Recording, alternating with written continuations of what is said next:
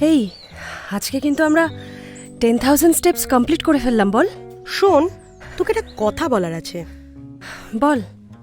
আচ্ছা, তুই ট্যাফিস বিয়া ফার্ম দোস্ত 100 ফার্মার্স 100 স্টোরিজ কন্টেস্টের কথা শুনেছিস? ট্যাফেজ বি আ ফার্ম দোস্ত 100 ফার্মার্স 100 স্টোরিজ কন্টেস্ট। কই না তো। আরে ওখানে জানিস 100 জন চাষির সাকসেস স্টোরি জমা নেবে। আমরাও তো একটা ইন্টারেস্টিং স্টোরি করতে পারি, তাই না? করতেই পারি। আচ্ছা, তোর কাছে কি এরকম কোনো স্টোরি আছে? চাষিদের বিষয়ে তো তেমন কিছু একটা জানি না। দেখি, বাড়ি গিয়ে এটা নিয়ে একটু পড়াশোনা করতে হবে। চল তবে ফেরা যাক। আমার একটু ফেরার পথে ফল কেনার আছে, যাবি সঙ্গে? হ্যাঁ চল তাহলে। জয়ী আর পিউ দুই বন্ধু, দুজনে মিলে একটা ইউটিউব চ্যানেল চালায়। ওরা ইউটিউবার। ট্যাফেজ বিয়া ফার্ম দোস্ত কন্টেস্ট নিয়ে আলোচনা করতে করতে জগিং সেরে ফেরার পথে দুজনেই ঢুকলো ফলের মার্কেটে।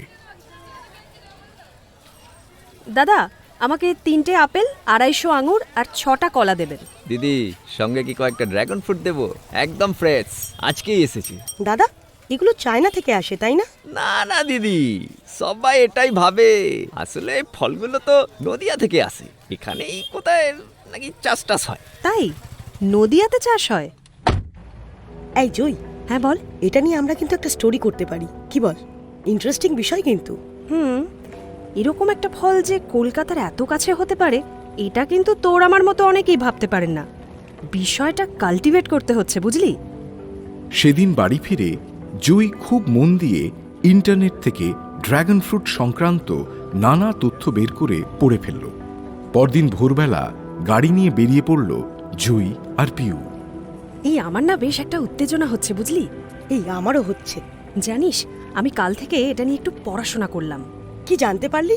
এই ড্রাগন ফ্রুট বিষয়টা অ্যাকচুয়ালি এসেছে সাদার্ন মেক্সিকো, গুয়াতেমালার প্যাসিফিক কোস্ট, কোস্টারিকা আর এল সালভাদর এলাকা থেকে।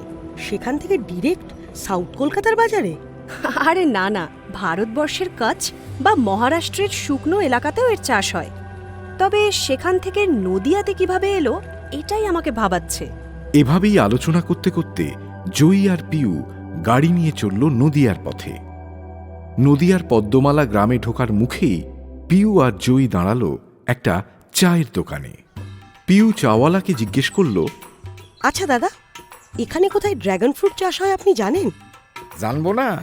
রোশন ভাই তো এই মাটিতে ড্রাগন ফল চাষ করে আমাদের ভারত বিখ্যাত বানিয়ে দিল দিদি।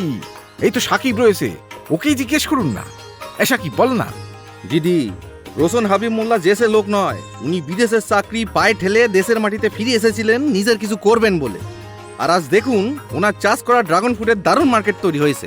আচ্ছা দিদি, আপনারা কি খবর কাগজের চ্যানেল থেকে এসছেন? না না, আমরা ইউটিউবার। আমরা ওর একটা ইন্টারভিউ নিতে এসেছি। সাকিব, তুই বরং দিদিদের একটু রোশন ভাইয়ের কাছে নিয়ে যা তাড়াতাড়ি। হ্যাঁ হ্যাঁ হ্যাঁ দিদি, আমি বরং সাইকেল নিয়ে সামনে সামনে যাচ্ছি। আপনারা গাড়িটা নিয়ে আমার পিছন পিছন আসুন, আমি পথ দেখিয়ে দিচ্ছি। হ্যাঁ হ্যাঁ, চলুন। জয়ী আর পিউকে পথ দেখিয়ে নিয়ে চলল সাকিব।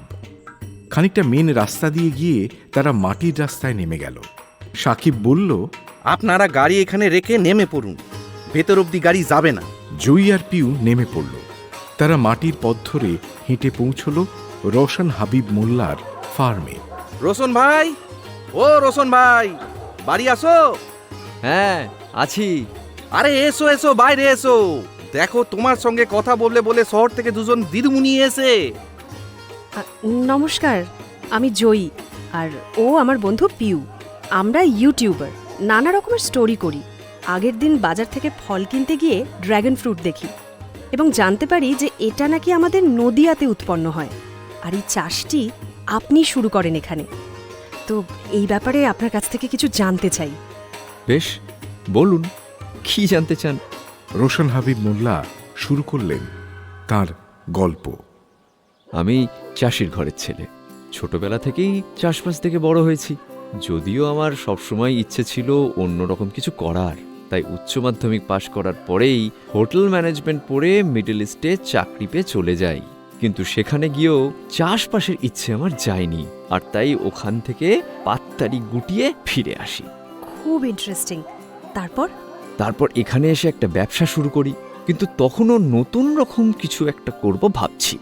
এমন সময় ড্রাগন ফ্রুট চাষ করার কথা মাথায় আসে। অনেকেই হয়তো তখন এই ফলটার কথা জানতো, কিন্তু চাষ করার কথা কেউ ভাবেনি। আমি তাই সাহস করে এই কাজে নেমে পড়লাম।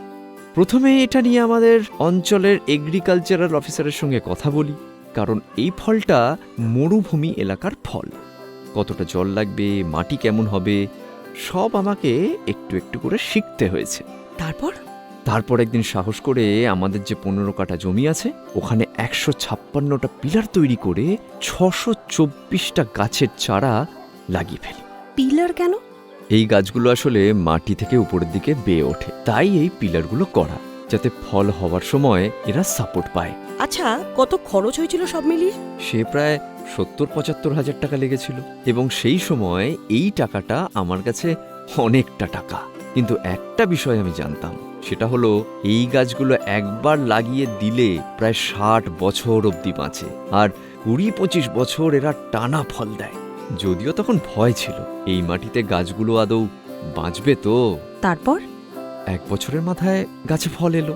এই ফল এলাকায় বিক্রি করে আমি 60,000 টাকা উপার্জন করলাম। এবছর ফল চাষ একটু বেড়েছে, তাই আশা করছি ও থেকে প্রায় 2-2.5 লক্ষ মতো হাতে আসবে। আচ্ছা, প্রতি বছর কি এভাবেই এটা বাড়তে থাকবে?